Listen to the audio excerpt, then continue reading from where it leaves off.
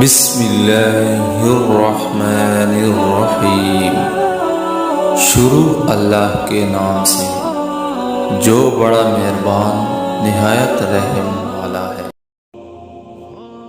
حضرت جابر رضی اللہ تعالیٰ عنہ بیان کرتے ہیں، میں نے نبی کریم صلی اللہ علیہ وآلہ وسلم کو فرماتے ہوئے سنا، جب شیطان نماز کے لیے اذان سنتا ہے تو وہ مقام رخا تک بھاگ جاتا ہے۔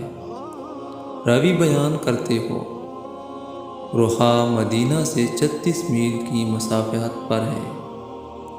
حضرت ابو ہریرہ رضی اللہ تعالیٰ عنہ بیان کرتے ہیں، ہم رسول اللہ صلی اللہ علیہ وآلہ وسلم کے ساتھ تھے۔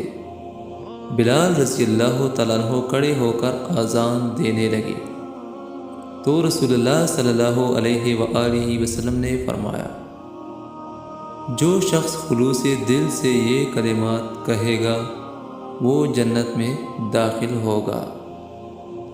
رسول اللہ صلی اللہ علیہ وآلہ وسلم نے ارشاد فرمایا، جو شخص کسی غیب کی خبریں سنانے والے کے پاس آئے اور اس سے کسی چیز کے بارے میں پوچھے تو 40 راتوں تک اس شخص کی نماز قبول نہیں ہوتی۔